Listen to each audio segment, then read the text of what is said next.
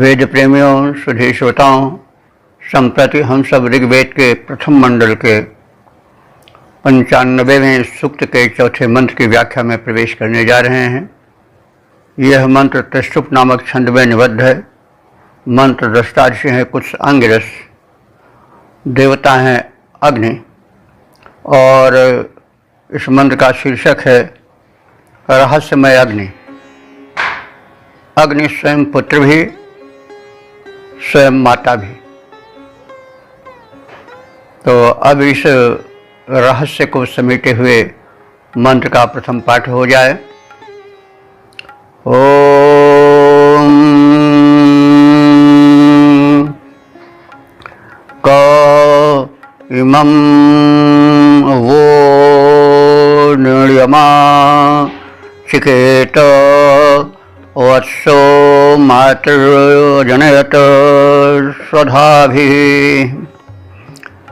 बह्वीनां गर्भा अपसामुपस्थान महान् कविर्निश्चरति स्वधावान्। शब्दार्थ और भावार्थ से परिचित हों। अग्नि स्वयं में एक बड़ा भारी रहस्य है और इस रहस्य को कौन जानता है, अर्थात कोई नहीं जानता। वो रहस्य क्या है कि निर्णयम इमम अग्नि। यह अग्नि जो है वो निर्णयम माने गुप्त रहने वाला है। हम सब जानते हैं कि अग्नि काष्ठ में है, अग्नि बादलों में है, बिजली रूप में, गुप्त रूप में है। यहाँ तक कि माचिस में बड़ी जल्दी प्रकट हो जाता है, हम अपनी जेब में रखे रहते हैं, लेकिन वहाँ उसका दाहकत्व तो नहीं प्रकट होता है, वो गुप्त है। लेकिन लोग उस गुप्त अग्नि को अपने जेब में रख लेते हैं, डरते नहीं कि आग लग जाएगी, तो रहस्य ही तो है। लेकिन वो जहाँ झट से तीली का संयोग हुआ दिव्या से, तहाँ प्रज्वलित हो जाते हैं अग्निदेव और फिर व्यापक विस्तार लेने लग जाते हैं। तो इस रहस्य को प्रकट कर रहा है ऋषि। थोड़ा यह अद्भुत रस की ओर झुका हुआ मंत्र है और कुछ आलंकारिक है, कुछ नीतिपरक भी है। तो निर्णयम माने गुप्त रहने वाले, इमम अग्निम इस अग्नि को, वह कह, वह माने तुम सब में, कह माने कौन, आचिकेत माने भली प्रकार से जानता है। अर्थात कोई ठीक से नहीं जान पाता है इस रहस्य को। अग्नि तो शरीर में भी है, तो रहस्यमय अग्नि है ये। तो इसका रहस्य सबसे बड़ा यह है कि वत्स, यह तो है वत्स। वत्स माने पुत्र। पुत्र कैसे है? क्योंकि जो जन्म दे वह माता है और जो जन्म ले वो पुत्र है या संतान है। तो यह वत्स है, यह पुत्र है, क्योंकि यह लकड़ियों से, अरण्य आदि से उत्पन्न होता है, तो वो उसके मातृ स्थानीय हुए। और वो आकाश में मेघों के मध्य गुप्त रहता है, विद्युत रूप में जब तक चमक उठता है, कभी तो वज्रपात भी बन जाता है। और उसका जो द्विलोकीय स्थान है, द्विलोक कहते हैं अंतरिक्ष के ऊपर का जो लोक है, वो द्विलोक है। वहाँ सबसे बृहद अग्नि का पुंज सूर्य रहता है तो ये सब उसके जन्म स्थान हैं। तो इन जन्म स्थानों में वो विद्यमान रहता है और भू स्थान और अंतरिक्ष लोक में तो वो दिखाई नहीं पड़ता है। तो जो है वो काष्ठ या अरण्य और जल भरे मेघ अथवा जल को भी हम कह सकते हैं। और तो ये सब जो है वह अग्नि को उत्पन्न करने के कारण उनके मातृ स्थानीय हैं, माता के रूप में द्रष्टव्य हैं। लेकिन वही जननी रूप में अवस्थित अग्नि जो है पिता भी बन जाता है। वो कैसे? वो सूर्य रूप में, और वह सूर्य रूप में सबको जन्म भी देता है, अपनी माताओं को। यह कैसे?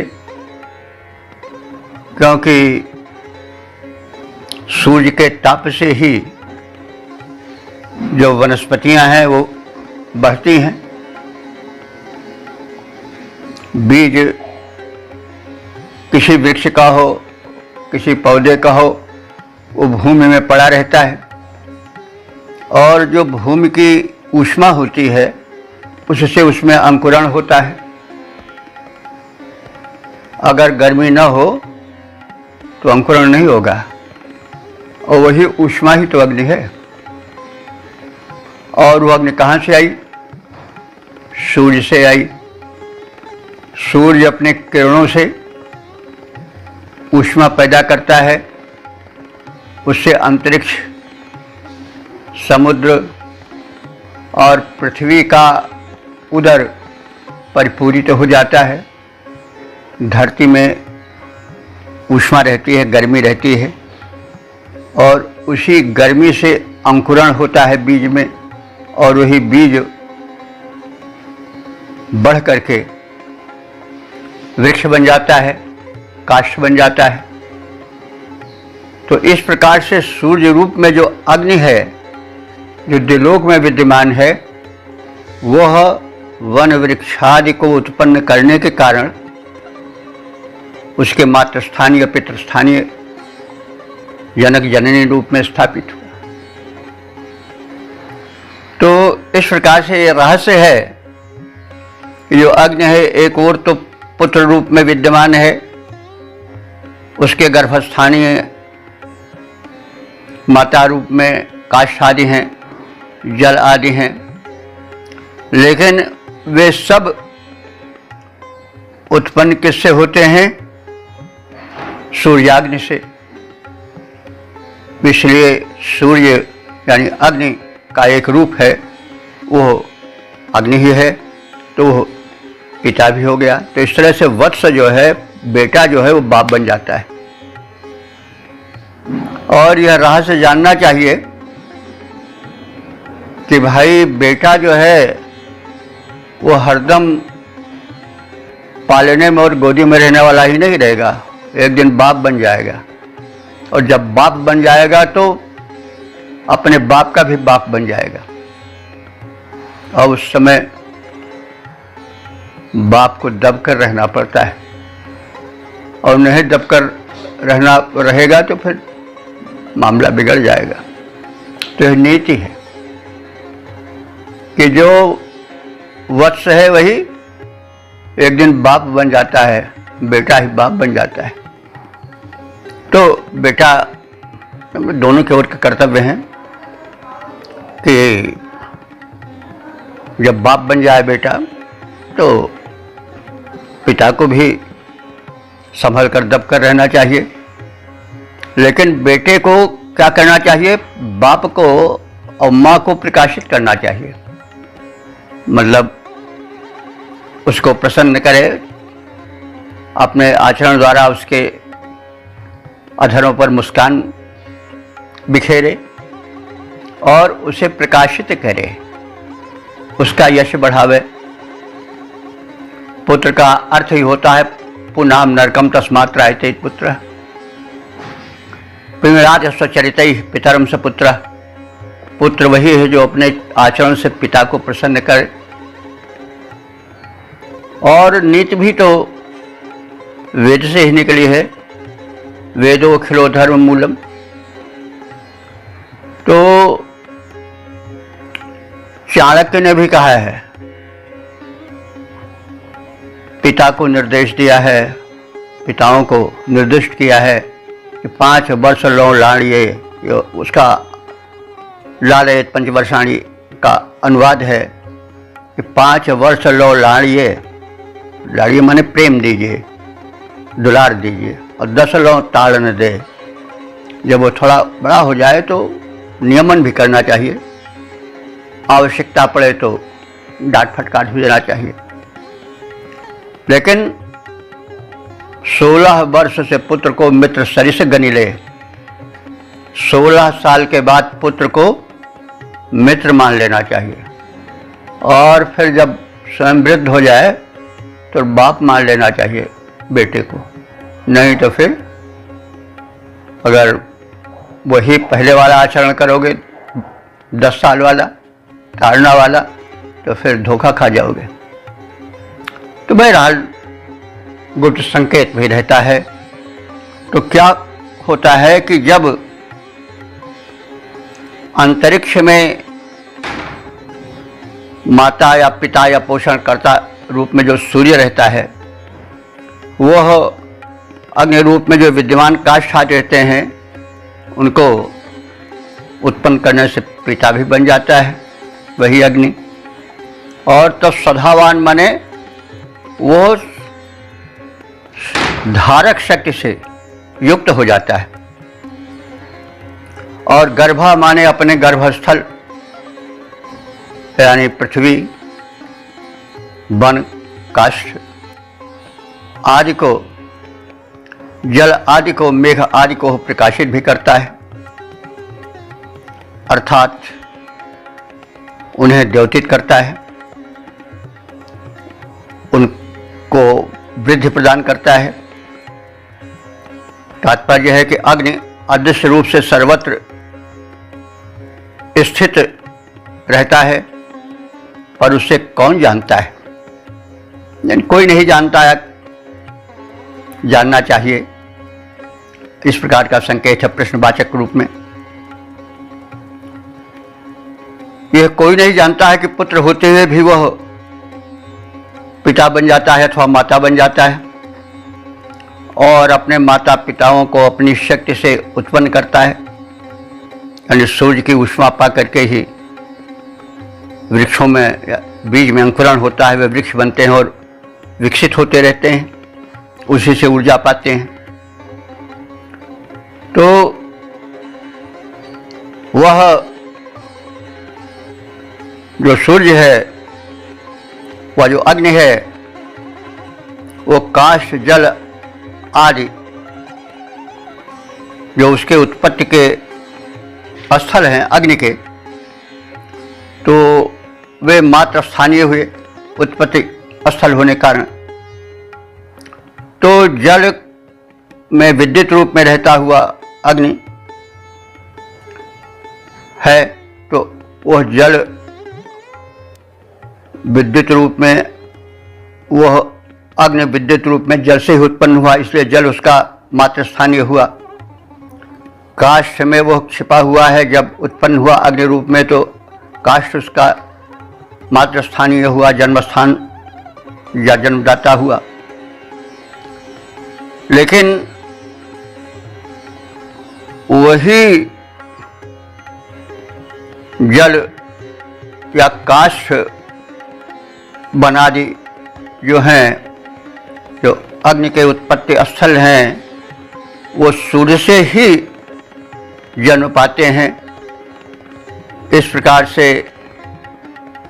सूर्य रूप में व्याप्त अग्नि जो है, उनका जन्मदाता या माता रूप में द्रष्टव्य है। और ये अपने अपने उत्पत्ति स्थानों को प्रकाशित भी करते हैं। जैसे अग्नि, जो गार्हपत्य अग्नि है, पृथ्वी पर अग्नि रहती है, वह स्वयं जल करके प्रकाश फैलाती है। शरीर में रहती है तो भी दीप्ति बन करके, ओज बन करके, तेज बन करके वो रहती है और अपने वासस्थान अथवा उत्पत्ति स्थान को प्रदीप्त करती है, तेजस्वी बनाती है। और विद्युत रूप में वह अंतरिक्ष को प्रकाशित करती है। अंतरिक्ष अथवा जो बादल हैं अंतरिक्ष में छाए हुए, वे उसके जन्मदाता हैं, घटाएं जन्मदाता हैं, माता पिता हैं। लेकिन विद्युत बन करके वह वहाँ में व्याप्त अंधेरे को नष्ट कर देता है और उसे प्रकाशित करता है। और सूर्य का जो निवास स्थान या जन्म स्थान वह द्युलोक है, तो सूर्य द्युलोक को प्रकाशित करता है। और इस प्रकार से जल और वन वनस्पतियाँ सूर्य रूप अग्नि से विकास पाते हैं, उत्पत्ति पाती हैं। और अग्नि विद्युत रूप में जल प्रवाहों से निकलकर उन्हें प्रकाशित करता है। और समस्त वातावरण अग्नि से, वो किसी कोट की अग्नि हो, गार्हपत्य अग्नि हो, घर में जलने वाली अग्नि हो, दीपक बनकर प्रकाश फैलाती है वो, या फैलाता है अग्नि। और आकाश अंतरिक्ष में घन घटाएं उसकी जननी हैं, तो वहाँ भी वो चमक करके बिजली रूप में प्रकाश फैलाता है। और द्युलोक में सूर्य रूप में प्रकाश फैलाता है और वहाँ से प्रकाश उतर करके धरती को भी धन्य करता है। तो इस प्रकार से एक रहस्य है, पिता ही या पुत्र ही पिता बन जाता है और पिता ही पुत्र बन जाता है। यह नीति भी है, जैसा भी हमने कहा है। तो अब इसके पद रूपांतरण पर दृष्टि डाल लें। अग्नि है यह दृश्य किंतु विद्यमान सर्वत्र ही। अग्नि है यह दृश्य किंतु विद्यमान सर्वत्र ही। यह समस्त वस्तु अग्नि का ही वासस्थान है। जल जंगल आदि अग्नि के हैं गर्भस्थान। अग्नि करता निवास है, वहाँ जानता जहान है। किंतु जल जंगल का हेतु सूर्य अग्नि अस्तु होता पिता पुत्र दोनों रूप दृश्यमान है। अग्नि में होता पिता पुत्र रूप दोनों दृश्यमान है। बादलों में विद्युत चमक दृश्यमान अस्तु। विद्युत अग्नि देखो जल में विराजमान है। ओम वेद प्रेमियों, सुधी श्रोताओं, संप्रति हम सब ऋग्वेद के प्रथम मंडल के 95वें सूक्त के 5वें मंत्र की व्याख्या में प्रवेश करने जा रहे हैं। यह मंत्र त्रिष्टुप नामक छंद में निबद्ध है। मंत्र दृष्टा ऋषि हैं उस आंगिरस और देवता है अग्नि। इस मंत्र का विषय है अग्नि और उसके वासस्थान काष्ठ की प्रकृति में अंतर। तो अग्नि के वासस्थान काष्ठ हैं, जल हैं आदि आदि, लेकिन दोनों की प्रकृति में अंतर है। यह बात अब आगे के मंत्र में बताई जाएगी। मंत्र के पाठ के पूर्व हम इसके शीर्षक को जान चुके। अब हम मंत्र का पाठ करेंगे। ओम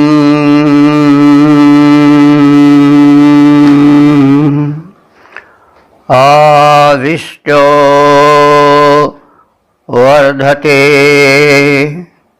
चारुरासु जिह्मानामूर्ध्वः स्वयसा उपस्थे उभे त्वष्टुर्बिभ्यतुर्जायमानात् प्रतीचि सिंहं प्रति जोषयते। शब्दार्थ और भावार्थ से परिचित हों। आसु चारु आविष्ट वर्धते। अग्नि शीघ्र ही, आसु शीघ्र ही, चारु माने सुचारू रूप से, आविष्ट वर्धते, अपने जन्मस्थान काष्ठ आदि से उत्पन्न होकर के बढ़ता है। अग्नि काष्ठ में सूक्ष्म रूप से रहता है, संघर्षण से उत्पन्न होकर के बढ़ता जाता है। और अग्नि का विस्तार तो अनंत है। एक छोटी सी माचिस से उत्पन्न अग्नि यदि बढ़ने लगे तो पृथ्वी का पूरा ब्रह्मांड छोटा पड़ जाएगा। तो अग्नि विकासशील है, रूप संहारक है, लेकिन उसमें विकासशीलता है। उसके विकास का, वर्धन का अंत नहीं है। तो इसी आशय को इसमें स्पष्ट किया गया है कि जल और जंगल अर्थात काष्ठ में सुप्रविष्ट सूक्ष्म रूप से रहने वाला यह अग्नि बढ़ता है, वृद्धि को प्राप्त करता है। आसु चारु आविष्ट वर्धते। और जिह्वा नाम उपस्थे, लेकिन इसकी प्रवृत्ति अपने उत्पत्तिकर्ताओं से भिन्न होती है। ये कैसे? इसके उत्पत्तिकर्ता वन वृक्षादि काष्ठ हैं, तो वे तो अनंत विस्तार नहीं पाते हैं। और फिर जल आदि की प्रवृत्ति जो होती है वो अधोमुखी होती है, यानी ऊपर से नीचे को वो प्रवाहित होते हैं। लेकिन अग्नि की प्रवृत्ति उनसे भिन्न है। अग्नि सदैव ऊर्ध्वगामी होती है। वह हुई, लेकिन यह नहीं कि उसकी लौ नीचे को जाए। आप अग्नि को अगर ऐसे कीजिए दीपक को, तो भी उसकी लौ जो है नीचे नहीं जा, ऊपर उठ जाती है। अग्नि जब जलती है तो वो ऊर्ध्वगामी होती है। अग्नि जिसमें प्रविष्ट होती है उसको भी ऊर्ध्वगामी बनाती है। जैसे जल में प्रविष्ट है तो भाप बना करके उसको ऊंचे उठावेगी, बादल बना देगी। तो इस प्रकार से जल से विद्युत आदि के रूप में अग्नि उत्पन्न होती है, काष्ठ आदि से भी उत्पन्न होती है, लेकिन ये सब धीरे धीरे नीचे की ओर जाते हैं। वृक्ष भी धीरे धीरे क्या करते हैं, पृथ्वी में नीचे झुकते हुए, गिरते हुए अंत में से मिल जाते हैं। और अग्नि के संयोग से जो जल ऊपर उठता है और मेघ बनता है, अंत में उसकी प्रवृत्ति अपने जन्मदाता अग्नि से भिन्न होती है, वो निम्नगामी होता है। तो थोड़ा सा अद्भुत रहस्य का उद्घाटन कर रहा है और संकेत यह हो रहा है कि जो जन्म ले वह ऊर्ध्वगामी रहे, यानी ऊंचे बढ़े, अधोगामी मत हो। ये गुप्त संदेश है। तो ऋषि कह रहा है कि उन पदार्थों में जिसमें अग्नि सूक्ष्म रूप से विद्यमान रहती है, उनसे इस अग्नि की प्रवृत्ति भिन्न होती है। जल काष्ठ आदि तो भले वे जन्म दे रहे हों विद्युत रूप में अग्नि को, जल और अग्नि रूप में काष्ठ आदि भी उसको जन्म दे रहे हों, लकड़ी के घर्षण से, अरण के घर्षण से या माचिस आदि के जो कुछ घर्षण होता है उससे अग्नि उत्पन्न होती है, तो वो उसके जन्मस्थान जन्मदाता हैं, लेकिन प्रकृतियां भिन्न हो जाती हैं। जल आदि जो है वो अधोगामी होते हैं, लेकिन अग्नि की प्रवृत्ति ऊर्ध्वगामी होती है। इसलिए मनुष्य को ऊर्ध्वगामी होना चाहिए, मतलब ऊंचे उठना चाहिए, यह संदेश है। तो उभे त्वष्टु जायमानात् बिभ्यतु। उभे माने दोनों, दोनों कौन? काष्ठ और जल। इस त्वष्टु माने ये जो त्वष्टा है उसके जन्मदाता हैं, और वे अपने जन्मदाता एक दूसरे के जन्मदाता ही हैं, तो अपने उस त्वष्टु जन्मदाता अग्नि से बिभ्यतु माने डरते हैं। तो क्योंकि सिंह युव सिंह के समान प्रतीचि प्रतिजोषयते। प्रतीचि माने उस प्रकाशित तेजस्वी देव अग्नि से वे डरते हैं, भले उनकी सेवा करते हैं, भले उनको बढ़ाते हैं, विकसित करते हैं। तो इसका तात्पर्य यह हुआ कि अग्नि के उत्पत्ति स्थल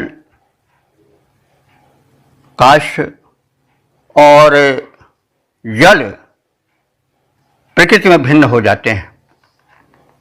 अग्नि काष्ठ या जल से उत्पन्न होता है, ये अंत में अधोगामी होते हैं, लेकिन अग्नि तो विभिन्न सभी रूपों में ऊर्ध्वगामी होता है। लेकिन इस प्रविद्ध अग्नि से डरते हैं कौन? उनके जन्मदाता। लकड़ियां भी डरती हैं, इसलिए कि वो जला देगा, भस्म कर देगा। जल भी भयभीत रहते हैं क्योंकि उसका ताप उत्कृष्ट होता है, ताप वर्धित हो जाता है। तो सूक्ष्म संदेश यह है कि व्यवहार्य रूप में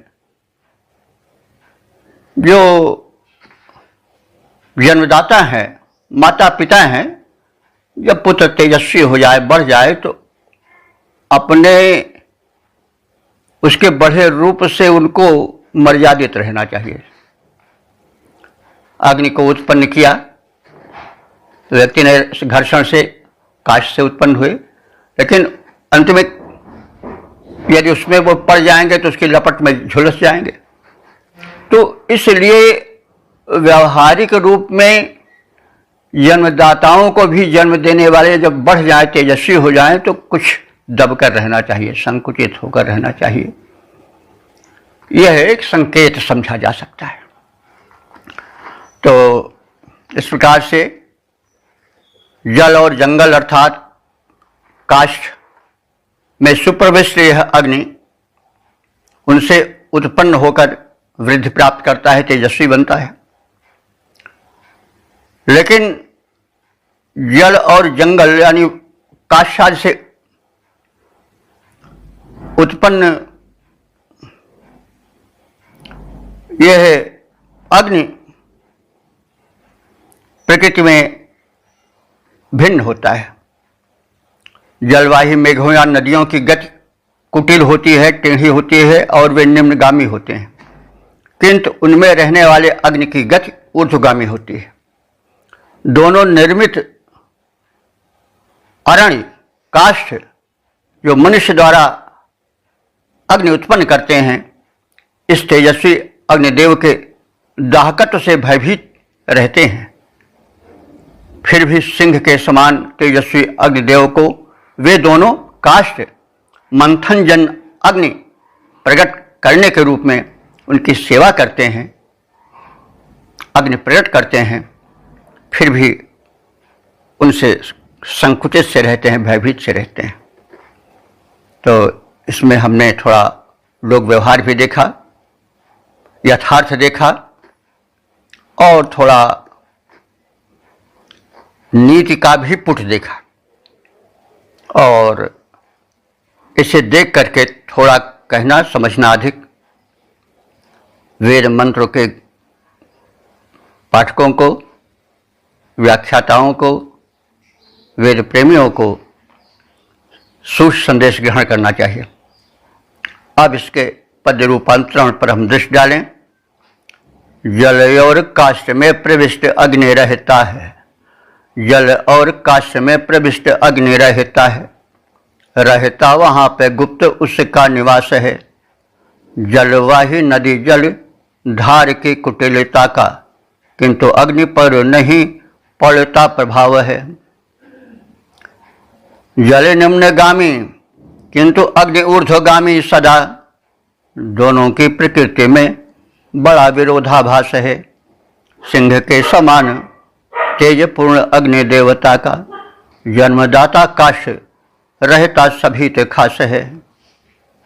ओम वेद प्रेमियों, सुधी श्रोताओं, संप्रति हम सब ऋग्वेद के 95वें सूक्त के 6ठे मंत्र की व्याख्या में प्रवेश करने जा रहे हैं। यह मंत्र त्रिष्टुप नामक छंद में निबद्ध है। मंत्र दृष्टा कुछ आंगिरस हैं और देवता हैं अग्नि। शीर्षक है अग्नि को वृद्धि प्रदान करने वाले काश और पुरोहित। अब संबंधित अर्थ को समेटे हुए मंत्र का प्रथम पाठ हो जाए। ओम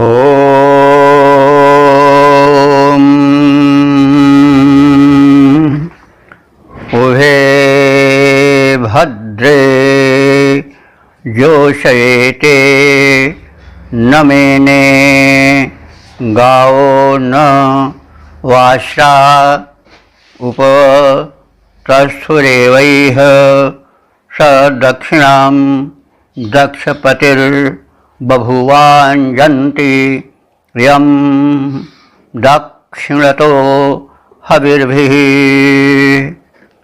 शब्दार्थ और भावार्थ से परिचय प्राप्त करें। उभे भद्रे, उभे माने दोनों, भद्रे माने कल्याणकारिणी।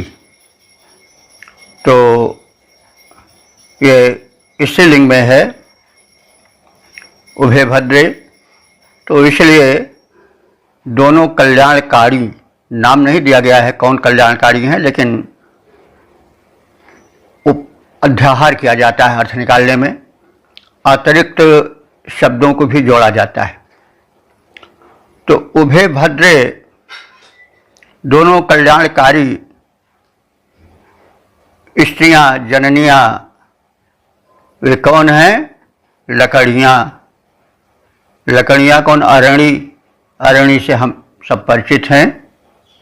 यज्ञ में 2 लकड़ियां होती थी, अरणी उनका नाम होता था। वो एक विशेष प्रकार के काष्ठ की प्रजाति है जिसमें अग्नि जल्दी उत्पन्न होती है।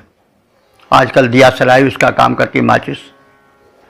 तो पहले अरणी मंथन होता था, तो वे 2 लकड़ियां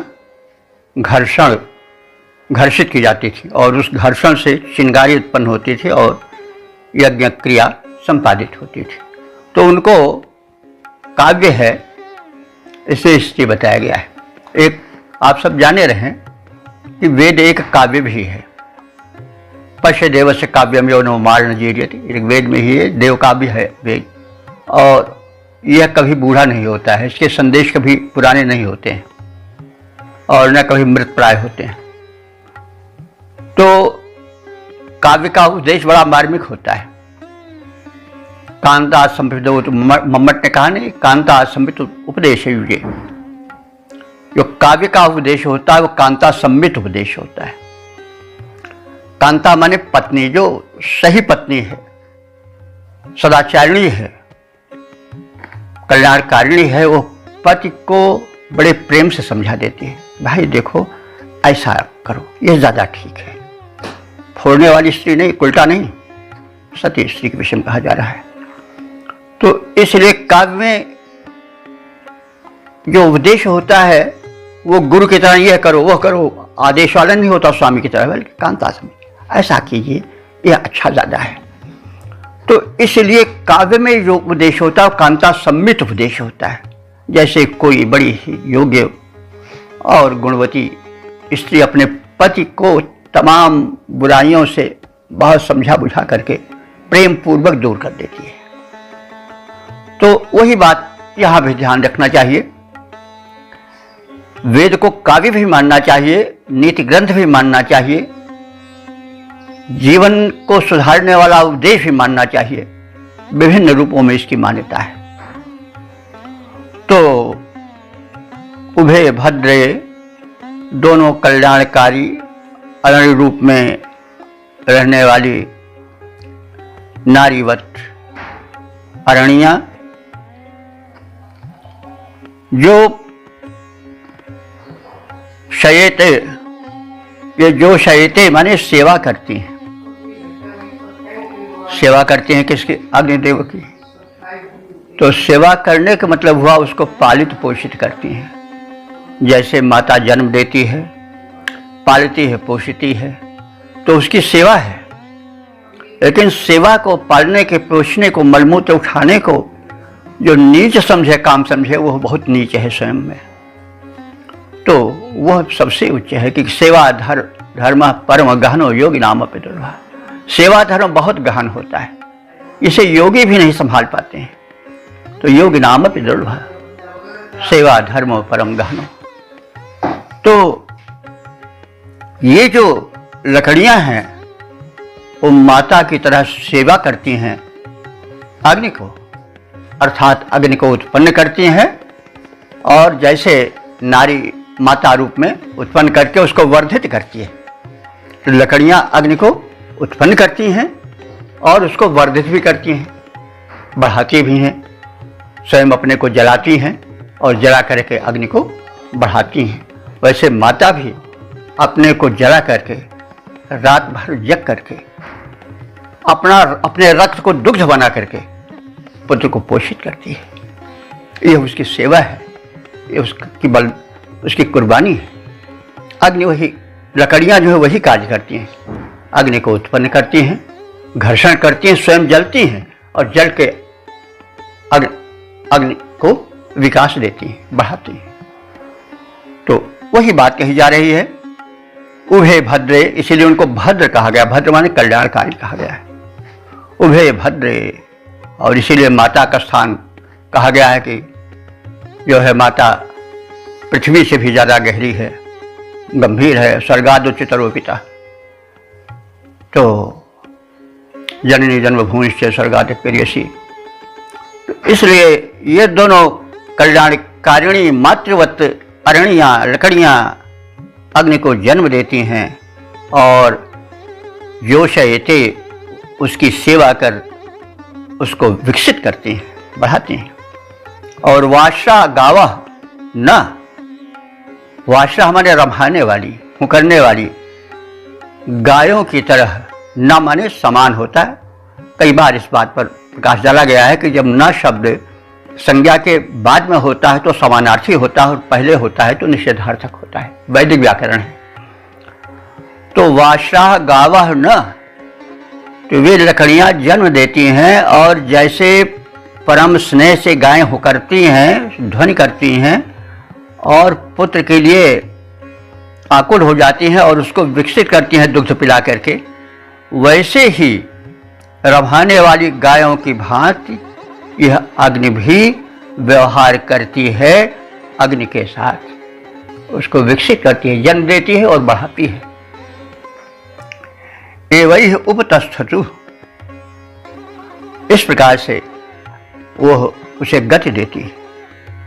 यम दक्षिणाता, और यह तो अग्नि का कर्तव्य हुआ, मतलब अग्नि के विषय में यह तो अरणियों का कर्तव्य हुआ, अरणियों की निष्ठा हुई, लकड़ियों की निष्ठा हुई।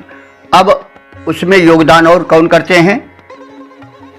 दक्षिणातः, दक्षिण बने हुए, अनुकूल बने हुए, अथवा दक्षिण भाग में बैठे हुए पुरोहित उसको हविभि अंजंती, हविभि माने हवन द्वारा, अंजंती माने सुशोभित करते हैं, विकसित करते हैं और उसकी उपासना करते हैं। तो इसको हम गुरु को कह सकते हैं क्योंकि माता पिता जन्म देते हैं, गुरु अपने शिक्षाओं द्वारा उसको विकसित करते हैं और योग्य बनाते हैं, प्रकाशित करते हैं।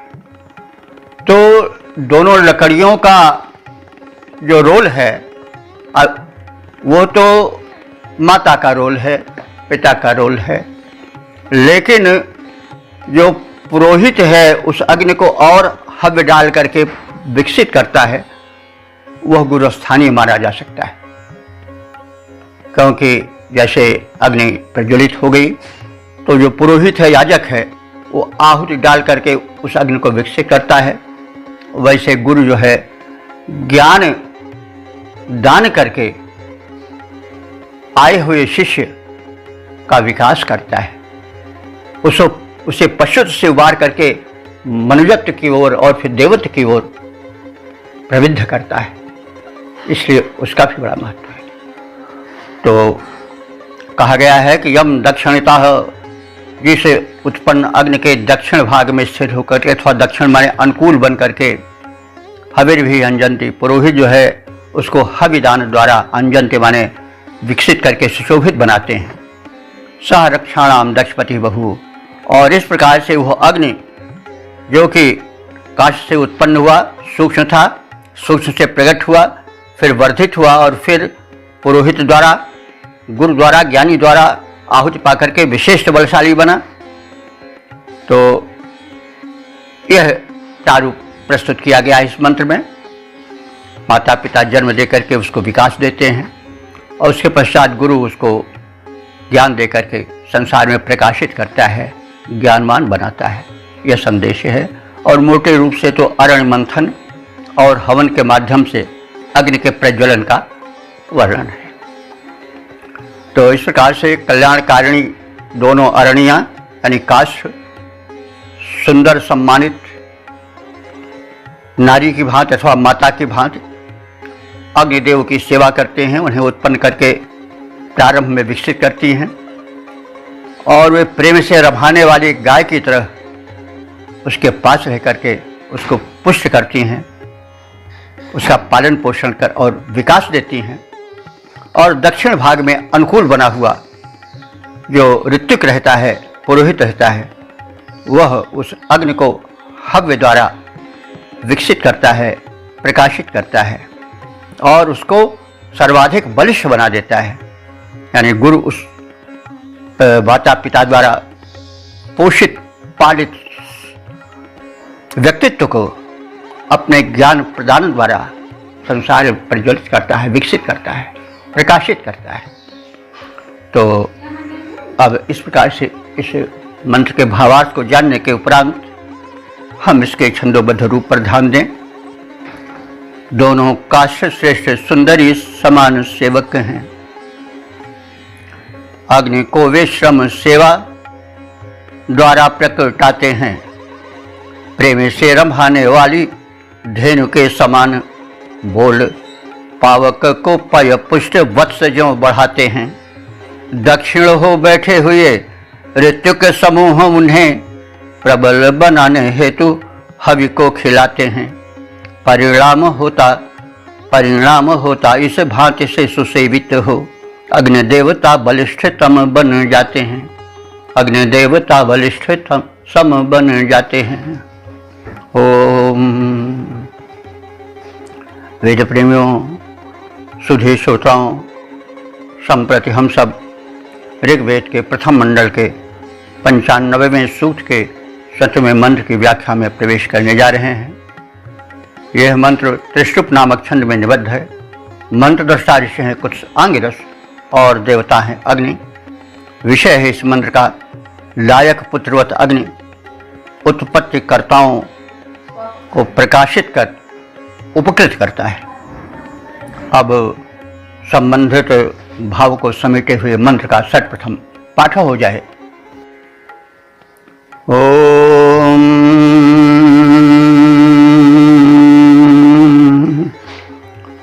उद्यम यमीति सवितेव बाहु उभे सिचौ यतते भीम रिंजन्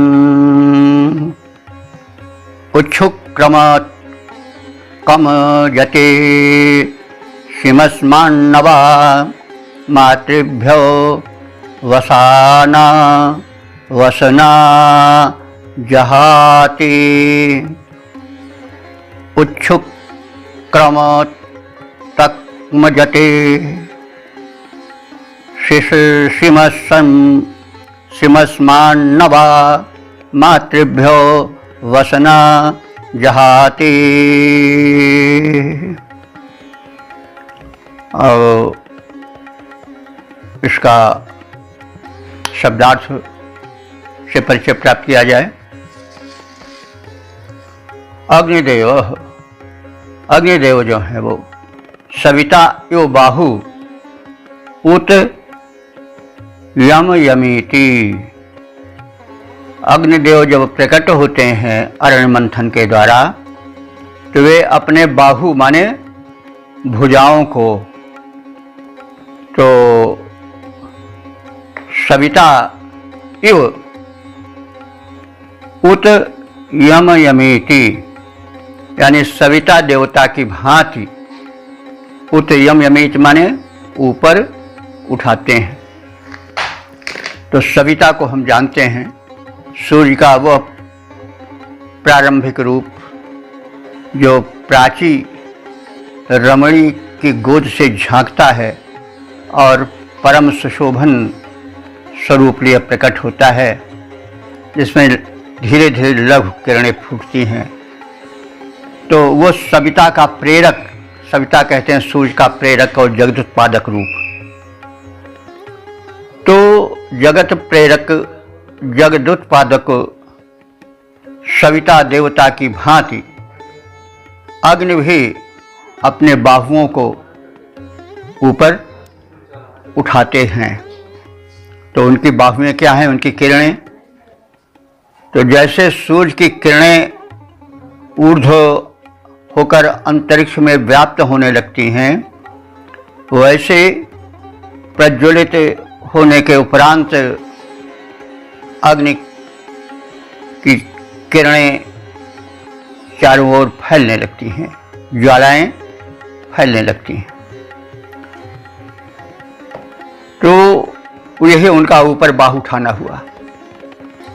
और वे भीमः उभय शिचौ रिंजन यतते, और वे दोनों, उभय माने दोनों, भीमः माने भीम माने प्रबल होते जाते हैं। सविता पहले बहुत दाहक प्रकाश वाले नहीं होते, प्रकाश देते हैं लेकिन बड़ा शीतल प्रकाश उनका होता है, लोभन प्रकाश होता है। वैसे अग्नि जब प्रारंभिक रूप में प्रकट होते हैं तो बड़े सौम्य रूप में दिखाई पड़ते हैं, लेकिन धीरे धीरे उनकी भुजाएं बढ़ने लगती हैं, उनका विकास होने लगता है और वो भीम होने लगते हैं। भीम माने कुछ भयंकरता लेने यानी तेजस्विता ग्रहण करने लगते हैं। और वे दोनों यानी सूर्य और अग्नियाँ द्यावा पृथ्वी, द्यावा अंतरिक्ष पृथ्वी भूलोक को रिंजन माने अलंकृत करने के हेतु यतते माने प्रयत्न करते हैं, यानी वे अवनी और अंबर को अपने किरणों से, प्रकाश से अलंकृत करते चलते हैं। और क्या करते हैं? शुक्रम, शुक्रम माने श्वेत, तेजस्वी, उत्कम प्रकाश रूपी आवरण से वे अजते माने अलंकृत करते हैं, सुसज्जित करते हैं। किसको? अवनी और अंबर को। मातृभि नवा वसाना जहाती, और मातृभि माने अपने माताओं के लिए, अग्निदेव के लिए खास तौर से है, क्योंकि तो वे उत्पन्न जो उनको करते हैं काष्ठ जल आदि, जहाँ जहाँ अग्नि व्याप्त हैं तो उनकी माताएं हुई, मातृस्थानीय हुई। तो मातृभ्य जहाँ जहाँ जिस स्थल से ये अग्निदेव प्रकट होते हैं उस स्थल को, उस स्थान को नवा बसाना जहाती, नए वस्त्र रूपी प्रकाश या प्रकाश रूपी वस्त्र को वे जहाती माने देते रहते हैं, प्रदान करते हुए चलते हैं। तो तात्पर्य यह हुआ कि सूर्य की भांति अग्निदेव भी अपने किरण रूपी बाहुओं का प्रसार करते चलते हैं, प्रज्वलित होकर धीरे धीरे भीमत्व की ओर यानी अत्यधिक प्रकाशत्व की ओर उन्मुख होते हैं और द्यावा पृथ्वी, अवनी और अंबर को वे अलंकृत करते हैं, सुप्रकाशित करते हैं, सुशोभित करते हैं। सबको प्रकाश के आवरण से आच्छादित करते हैं और अपनी माताओं को, अरण्यों को, लकड़ियों को अथवा जहाँ वे उत्पन्न होते हैं वही उनकी माता हैं, उस स्थल को वे अग्निदेव प्रकाश रूपी वस्त्र से आच्छादित करते हैं। अंधकार का मलिन पट हटा करके प्रकाश का स्वच्छ सुशोभन वस्त्र पहना देते हैं। काष्ठादि पदार्थ से अग्नि उत्पन्न होते हैं। अश्व वे अथवा जिस भवन से वे उत्पन्न होते हैं वे स्थल उनके मात्र स्वरूपा हैं और उसको वे प्रकाशित करते हैं। वही प्रकाश करना ही, प्रकाश फैलाना ही उस उत्पत्ति स्थल को वस्त्र से सुसज्जित करना है। तो इस प्रकार से अग्नि देवता अपने उत्पत्ति स्थल को प्रकाश के पट से आच्छादित करके सुशोभन बना देते हैं, प्रकाशित कर देते हैं। तो अब इससे यह संकेत लिया जा सकता है कि मनुष्य जहाँ जन्म ले उस स्थान को वह अपने यश से, अपने कीर्ति से, अपने कारनामों से प्रकाशित कर दे, क्योंकि यह है इस नश्वर संसार में परिवर्तनशील संसारे मृतः को न जायते, कौन पैदा नहीं होता, कौन मरता नहीं है, लेकिन स जातो यदि जाते न याति वंश समुन्नतम। पैदा होना उसी का सार्थक माना जा सकता है जो कि अपने जन्म स्थान, अपने देश को, अपने राष्ट्र को अपने कीर्ति द्वारा, अपने उपकारों द्वारा अलंकृत कर देता है। तो सजातो जाना, जन्म लेना उसी का जन्म कहा जाएगा, सार्थक वही माना जाएगा जिसके द्वारा उसका वंश, उसका देश, उसका राष्ट्र समुन्नति को प्राप्त हो, प्रकाशित हो। जन्म लेना उसी का सार्थक है। तो अग्नि इस प्रकार से अपने आचरण द्वारा मानवों को यही शिक्षा देते हैं कि तुम पैदा हो, प्रकाश फैलाओ, कीर्ति फैलाओ और जहाँ पैदा हुए हो उस खानदान को, वंश को, घर को, गांव को, देश को, राष्ट्र को अपने प्रकाश से, अपने ज्ञान की ज्योति से भर दो, तभी जन्म लेने की सार्थकता मानी जाएगी। तो अब इस मंत्र के